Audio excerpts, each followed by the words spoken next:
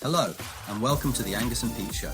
Views and opinions are strictly those of the presenters and their guests and should not be taken as advice. Goodness knows, we're not qualified to advise you about anything.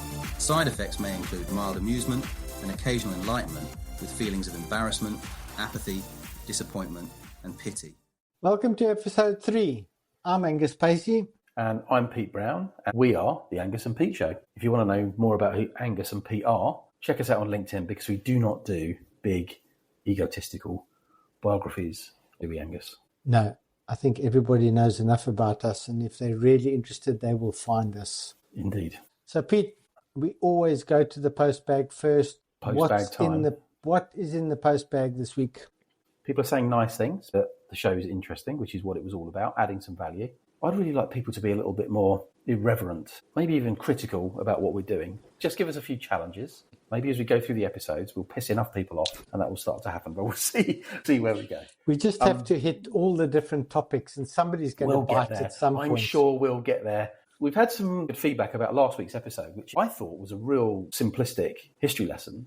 But a lot of people came and said, you know what, I did not know that. What? They didn't realise it was a walk down memory lane? Well, they didn't realise that I was that old, actually. One of the things that they didn't realise. We were talking about the first contact centre in Birmingham in the 1960s and how it came about, the Rockwell at Continental Airlines. They didn't know that stuff. That was nice to hear. We had a post from Otto in Berlin.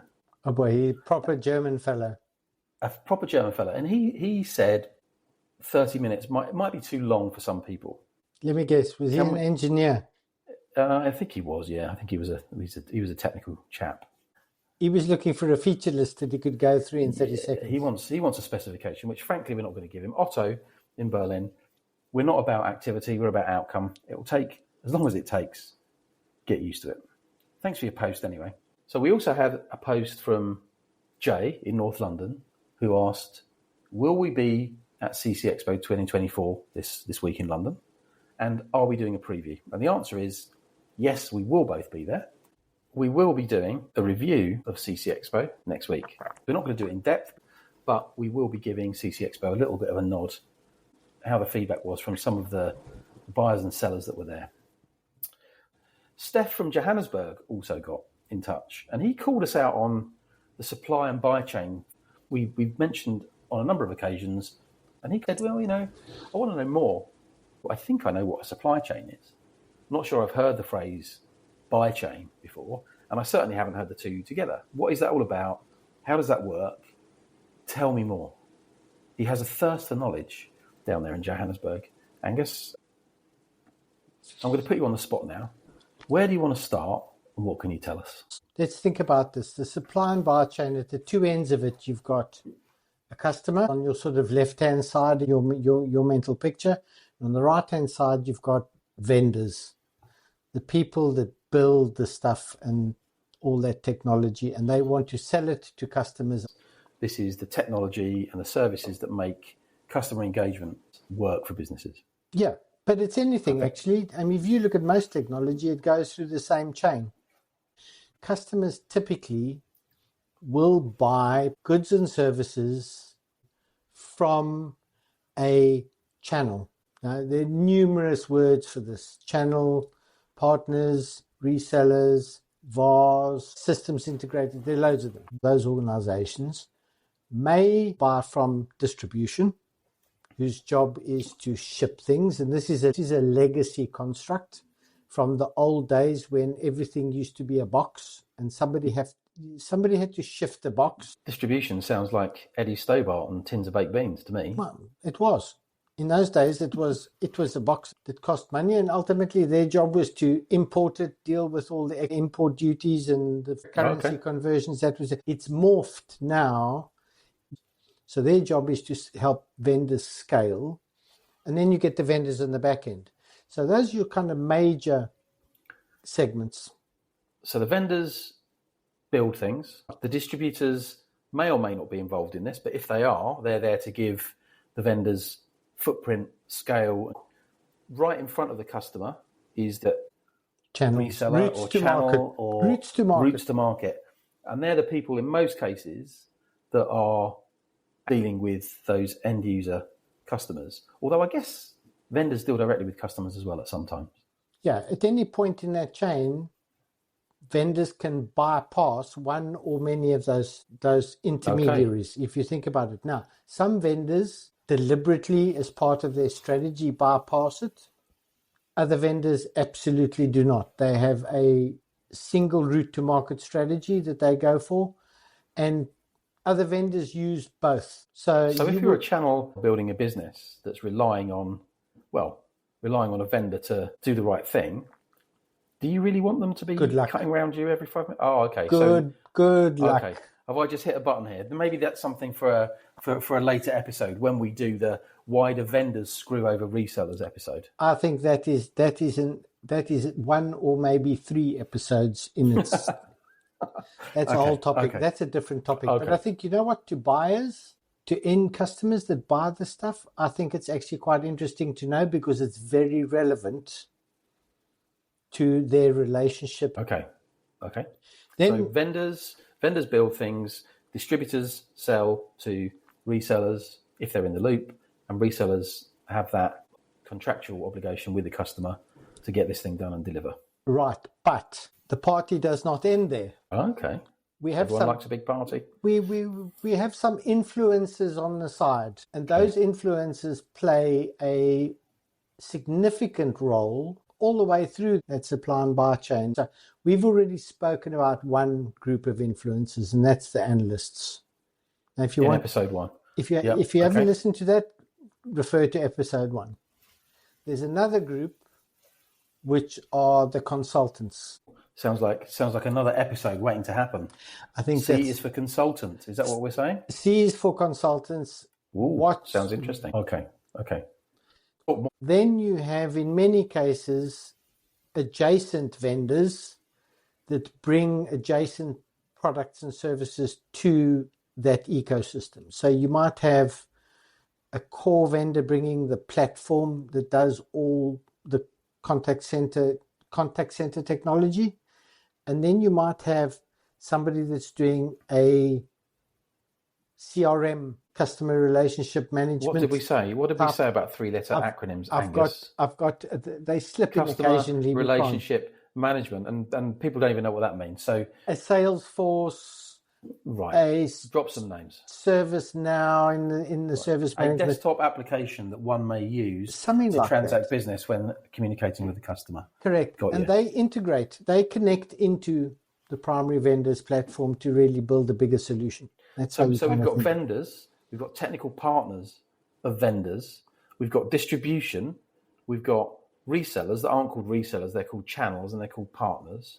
And we've got customers at the end of all of this looking down the telescope, trying to make some sense out of all of this. Yeah, and if you think it's that simple, hold your horses. It gets worse. So if you think about the routes to market and the channels and the partners, that sort of stuff, let's break that down a little bit, down another level. So if you think about it, a lot of end customers will know that they're talking to a partner of a vendor that might be a reseller.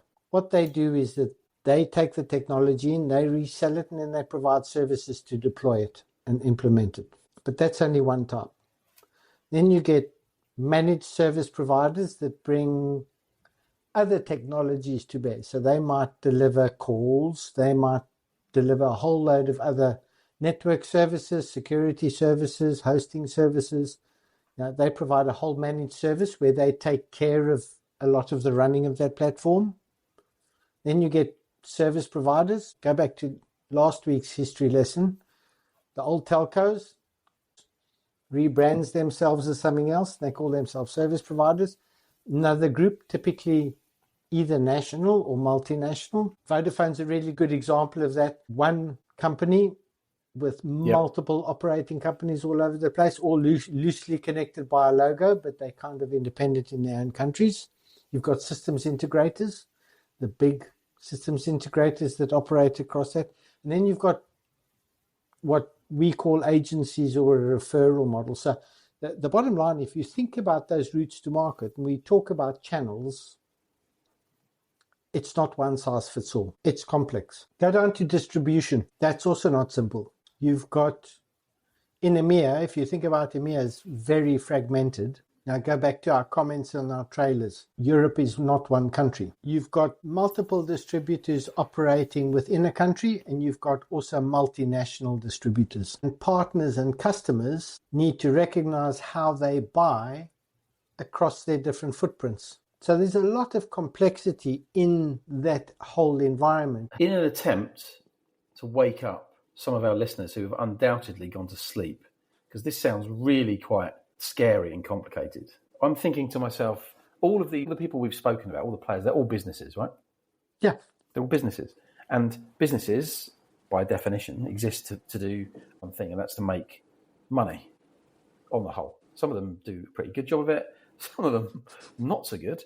But on the whole, that's what their reason for getting out of bed in the morning is. Are they aligned from top to bottom? Do the vendors and the distributors and the resellers, are they all aligned? Is it all a nice, well-oiled machine, or is it a bun fight every time there's a deal and everyone's squabbling over margin? How does it go? Because if I was a customer, I'd quite like to know what. Well, first off is that if we go back early 2000s, there was a very nice linear relationship. Channel resellers tended to have relationships with one vendor as their prime. Over time, as the models have changed, pretty much every there has got relationships with everybody. Wow. So if you think about it, there is now a battle for mind share and margin. Yeah, I've heard of vendors doing some quite bizarre things when it comes to inducing and compensating their Incentives. resellers Putting to do incentives things. down. Exactly. Incentivizing their resellers to do things to the point where they actually seem to be spending more on incentives than they're making on the deal in the first place, which sounds scary, but I guess that's all about the land grab and what's going on. But if I'm a customer, how do I start to unpick this? What do customers need to really think about? What do they need to be alive to? How do they know when they're getting not just a good deal, but from a business that's actually going to be able to help them? I think for customers buying, the question to ask the organizations that are bidding for your business and trying to help you solve the problem, I would absolutely ask them upfront to be transparent about what the commercial construct is that they are trading under for that deal. Now, How do they make their money? We're not saying disclose how much you're making, but are there inducements that are influencing your choice of what technology you are proposing? I think that is a question worth asking at that point in time, because I certainly know it is an open secret that different vendors do have different behaviors with this. Some of those behaviors are at the extremes. Okay.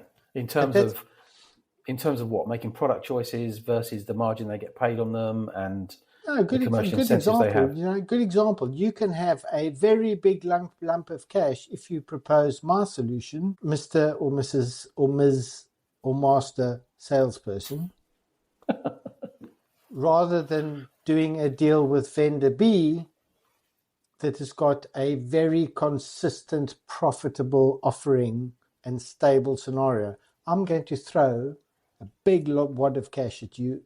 Pick me. Now, it's a bit like Donkey and Shrek. The one bouncing up and down. How does the customer know that the supplier's got their best interests at heart?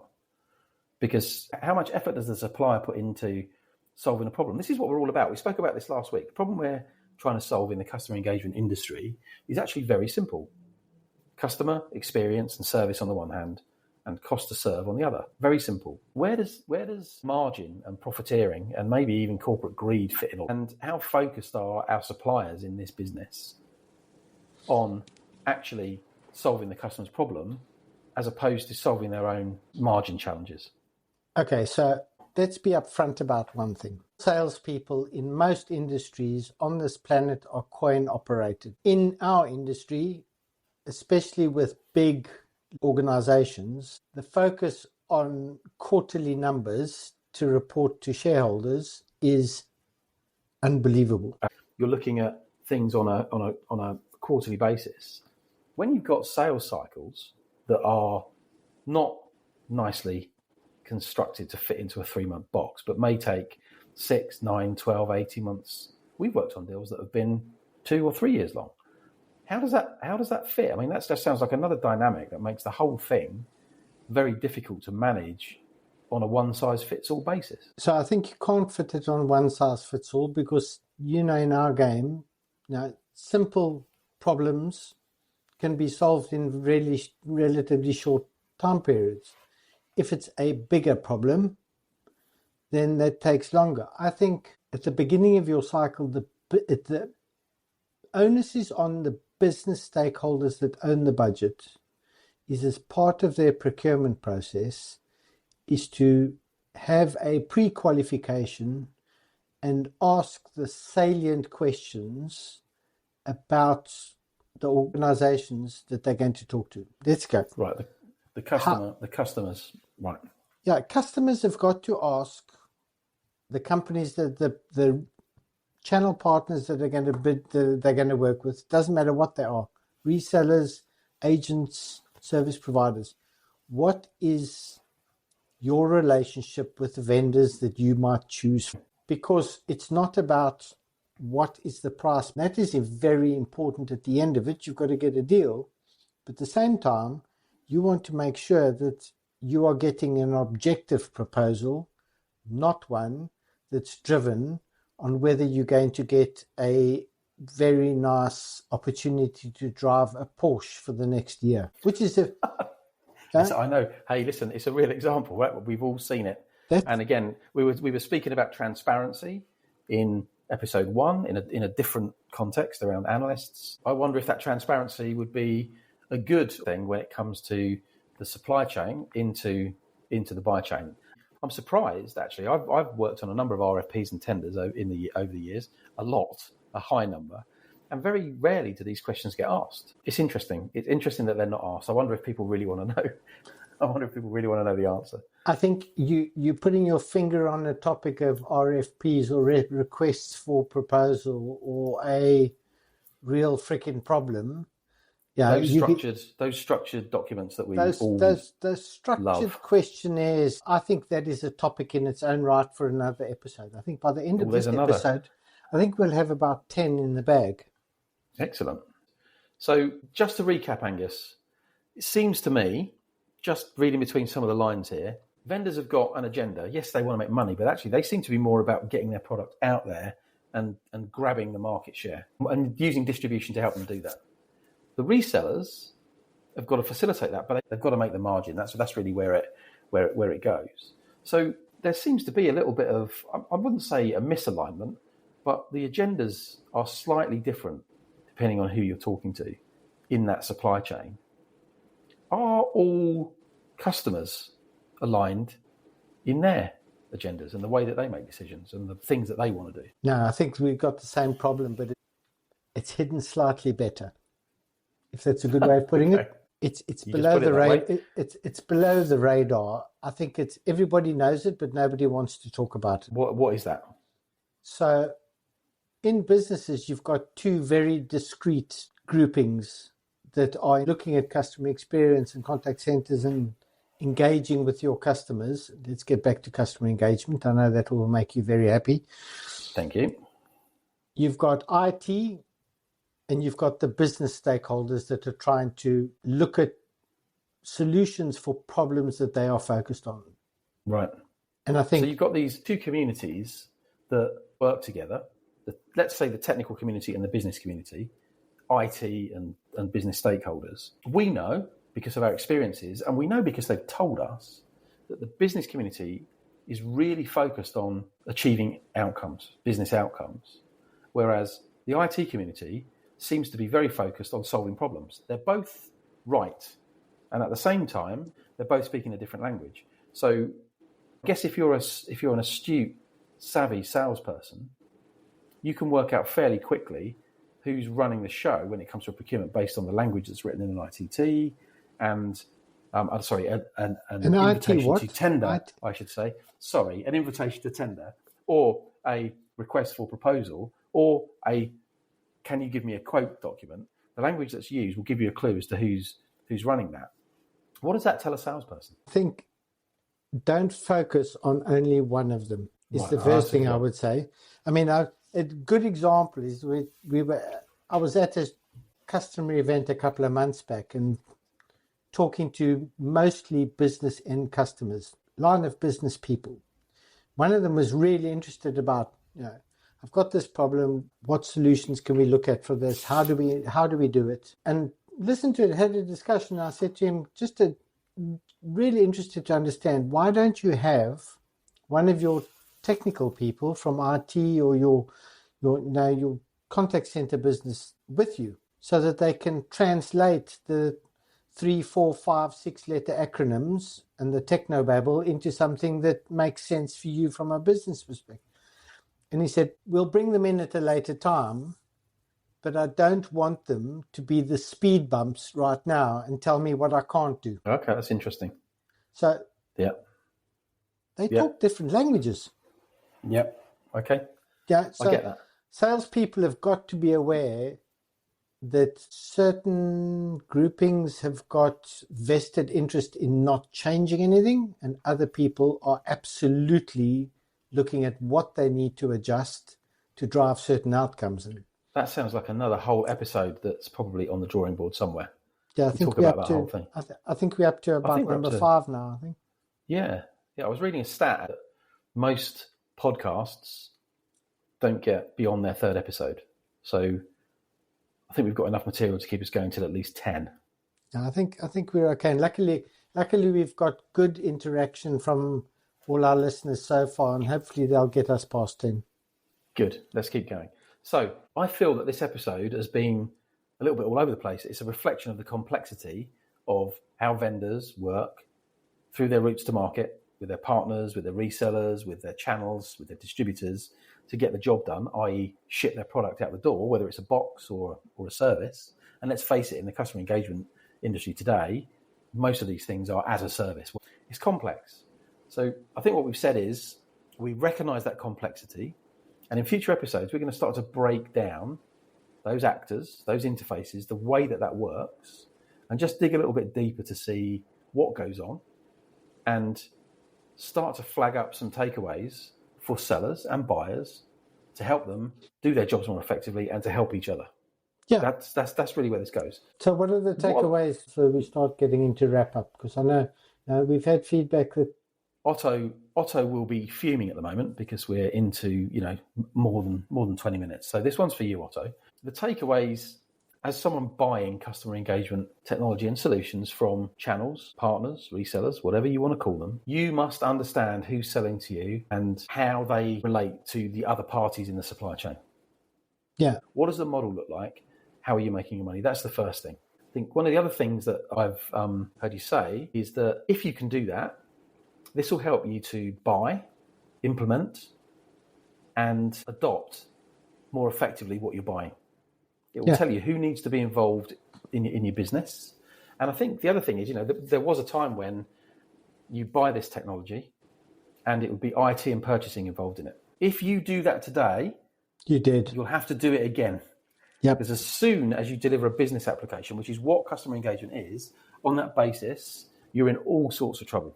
We know this. The other thing that I think businesses should be thinking hard about right now is how they measure success. Budget, timescales that need to be met. We get that.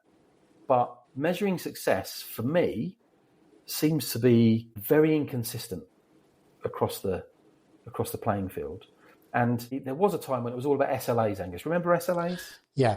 I mean, service level agreements and uptime. And one of our vendors in the customer engagement space has even named their business after the 5 nines SLA. Yeah. Whatever that means. But the point is, things have changed. If you acknowledge that customer engagement is a business application, then surely you should be using business outcomes, customer sat, customer engagement, literally the way that customers engage with you, the sort of things that CEOs and CFOs are interested in, as opposed to speeds and feeds and how many seconds of service did I lose last month? Because ultimately, that's not what's important. What's important is, are you meeting your outcomes? And a really good example of that is a certain global vendor that has their software on every desktop, and that's their claim to fame.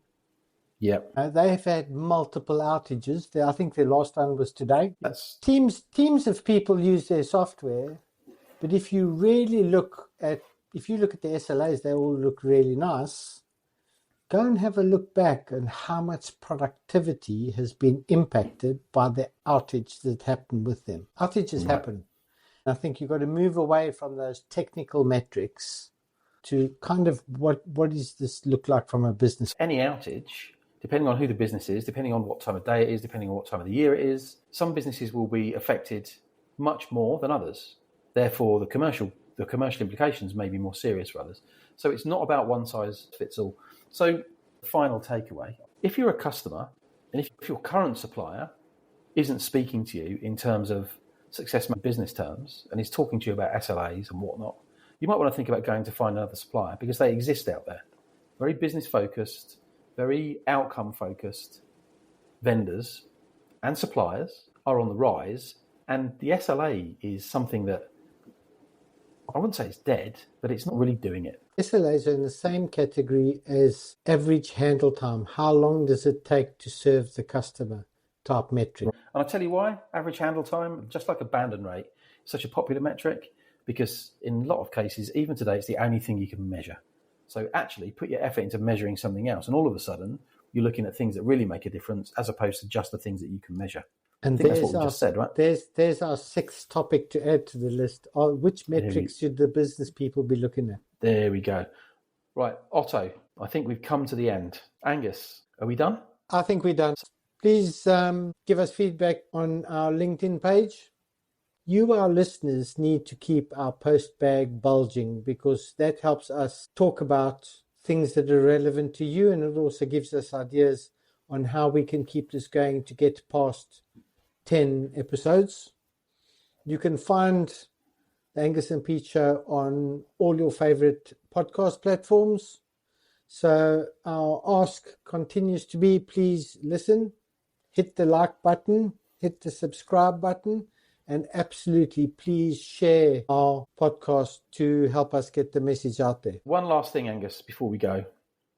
Someone else, Mr. Miserable from Slough, sent me a message saying, you said that this was going to be humorous, and I haven't found it funny at all. So I thought we should have a joke of the week at the end of every episode. Okay. Good innovation. Would you like to hear my joke of the week? Absolutely. Go for it. God help us. Why did the contact center agent take a ladder to work? No idea. Because the calls were going through the roof. Okay, that is beyond bad. That is beyond bad. I think we're done. Cheers, Angus. Cheers, Pete. Thanks for tuning in to the Angus and Pete Show. Remember, it's based on the personal views and opinions of the hosts and their guests. If you're feeling aggrieved or litigious, take a chill pill. There's already enough stress in the world. Don't forget to follow us on LinkedIn and subscribe to our YouTube channel for more episodes. We'll see you next time. Oh, and tell your friends.